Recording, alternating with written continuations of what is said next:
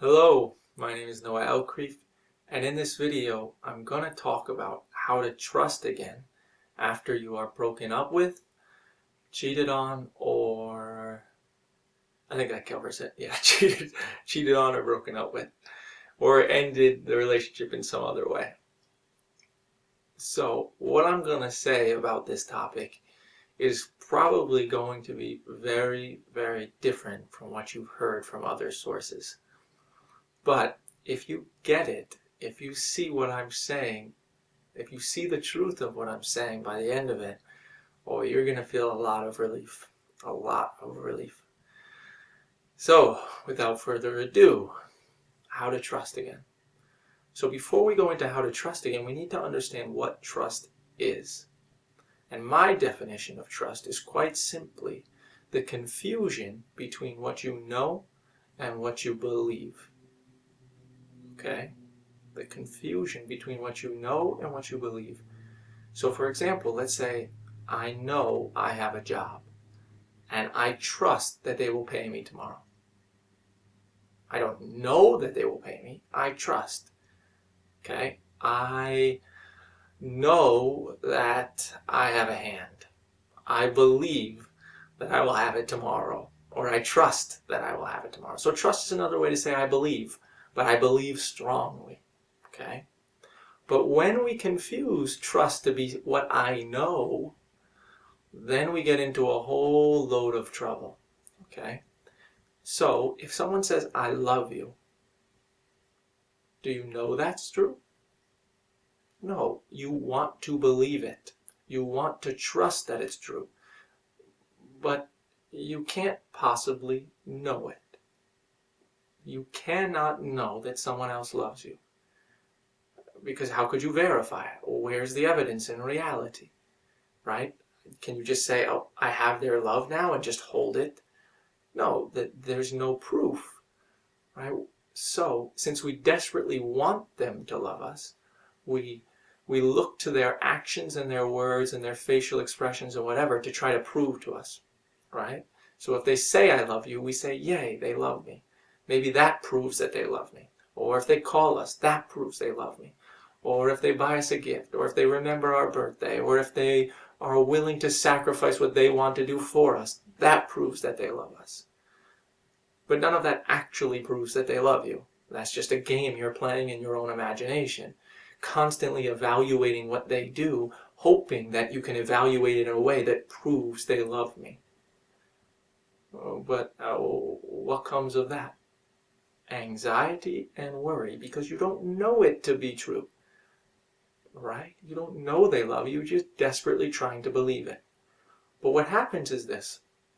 When we first enter into relationships for the first time in general, like a first long-term relationship, or if it's a new person even, we're able to convince ourselves sometimes that our imagination is true.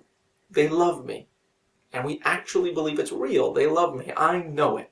And there's very little doubt, right? They called me. They said they love me. They said they want to be with me forever. They love me.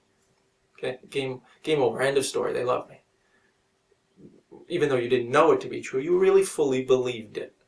But once somebody cheats on you, once somebody leaves you, then all of a sudden it casts doubt in your imagination, right? Because before, you knew they loved you. You knew it. I know they loved you. And then it turned out they didn't. They cheated or they left you. So now all of a sudden there's this little doubt, this little crack in your imagination. Right? Before, you believed your imagination was real and true. They love me.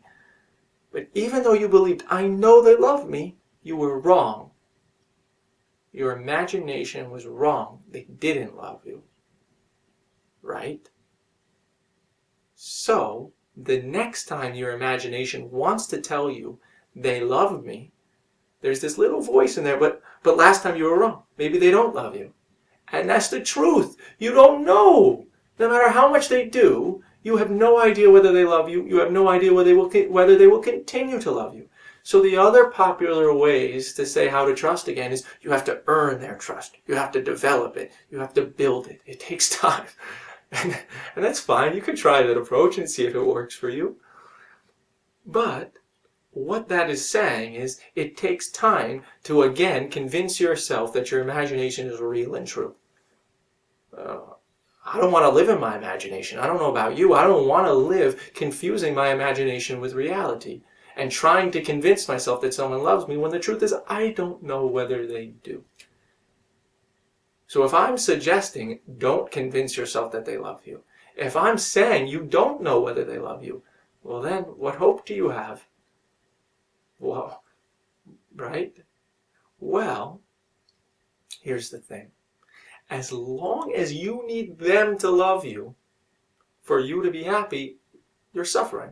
You have anxiety, you have doubt, right? Because if you think their love makes you happy, well then you're going to be afraid of losing it. But if you discover their love doesn't make you happy, and their love doesn't mean you are worthy and special and great and lovable and likable in any way, well then you're free.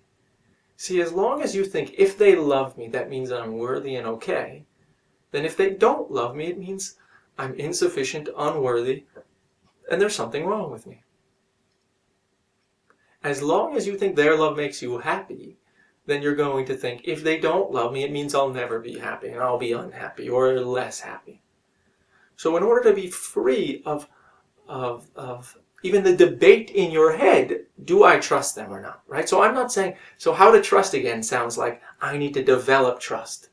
And what I'm saying is actually the opposite. What I'm saying is, instead of trying to trust again, I'm suggesting or trying to show you how to become okay or free or at peace with the fact that you can't trust them. Not that you can't trust them because they don't love you or they're bad. That you can't trust anything. Right? And that's not cynical, it's reality. You don't know it to be true. Right? So instead of trying to develop that I trust their love, how about trying to recognize my happiness isn't dependent on their love, my worth isn't dependent on their love. So in order to discover that, in order to be at peace and free of anxiety about whether they love you, free of worry about whether they love you, free of evaluating constantly their actions to determine whether they love you, all you need to do is discover. If they love me, does that mean I'm great? Does that mean I'm lovable? Whatever they love about you, someone else might not like.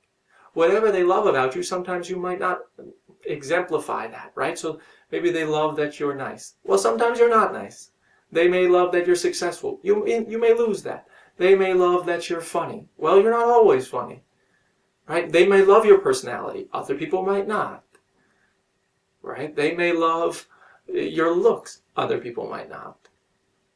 They may love your looks and that could change, right? It doesn't mean you're special or worthy, okay, that they love you. It's just a match of preferences. That's it. If she loves a song, does that mean it's the best song, the great song, a worthy song? No, it just means that's what she likes. It has nothing to do with it. It doesn't mean anything about the song. That's just her preference. Somebody else might not like it. If she likes a TV show, does that mean it's the best TV show, the greatest one, worthy, likable, something? No, it's just her preference. Right? So we're each unique in different ways, and sometimes we come across people who like our uniqueness in some way. That doesn't mean we're better. We're just different. Right? So like if I make a movement like this, a clap, is this a good movement or a bad movement? It's just a movement. If you think it's good, it doesn't mean that it is. It's just a movement. So if someone thinks I am good, it doesn't mean I am. I'm just here, and each one tells their own stories about whether I'm good or I'm bad, whether they love me or not. So if they stop loving you, or they don't love you in the first place, what does that mean about you? Does that mean you're unworthy? No, someone else might love that. Might love you, might love what they hate, right? It doesn't mean you're insufficient. If they stop loving you because you didn't do something, right? You didn't appreciate them enough, respect them enough, or call them enough, or whatever, some interpretation they had. Somebody else might be okay with that. Or maybe they're expecting you to do something that you can't possibly do. They're expecting you to make them happy. When the truth is, you can't get rid of their anxieties at work. You can't get rid of their anxieties about the future. You can't get rid of their insecurity about their personality, their insecurity about their looks. You can't get rid of their sadness about the past, their problems with coworkers, any of that. So if they're expecting you to make them happy and you can't because you're a human being, well, then they might stop loving you. But it doesn't mean you're insufficient. It just means you're insufficient at completing the task that they asked you to complete. We're all completely insufficient at fulfilling the role of the one to make somebody else happy. None of us can make anyone happy because we can't delete the thoughts in someone's head that make them unhappy. All right?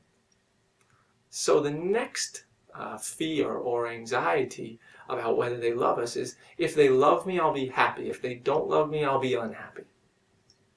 Is that true? If they love you, you'll be happy. If they love you, you're not going to worry about the future. You're not going to worry about whether they love you. You're not going to judge them. You're not going to have insecurities, guilt about your parenting, sadness, anger, everything in between. No, it doesn't do anything. It gives you moments of pleasure when they say I love you and you go, yay, I'm lovable, I'm okay. But anything can give you a moment of pleasure. It's not like you live a fulfilled life, or you're happy, or you're joyous, or you're free of worries and anxiety or anything because they love you. Their love doesn't have the power to do that. So at the same time, if you lose their love, or if you never had their love, that doesn't mean you're guaranteed to be unhappy. That doesn't mean you're guaranteed to be less happy. It just means you don't have them. Right? Look at that. If they leave you, or if you don't have their love, you can still be happy. You can just look at the thoughts in your head and address them and lose it. Right?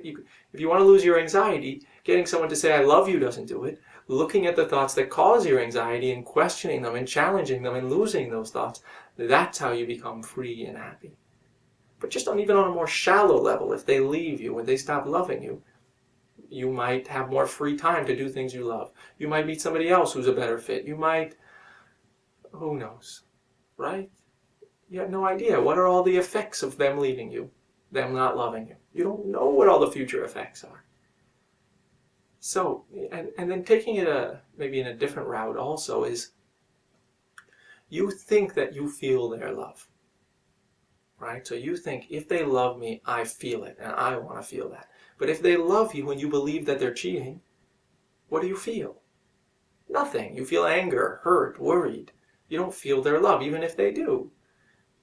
And if you think that they love you when they're really cheating, which maybe happened, or they really don't love you and they're planning on leaving you, but you think that they love you, you feel great, yay, they love me.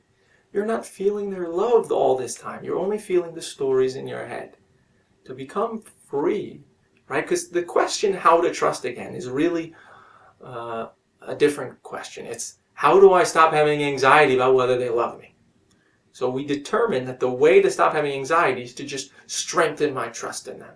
And what I'm suggesting is, stop. If you want to lose your anxiety about whether they love you, recognize that your happiness isn't dependent on their love or staying in the relationship. That's all. So, I hope the video was clear. I hope you understood it. Please feel free to look in the comments below or ask a question in the comments below for more answers. Or check out my other videos. I have a lot of different videos on this topic. So, thank you for watching, and I'll see you around.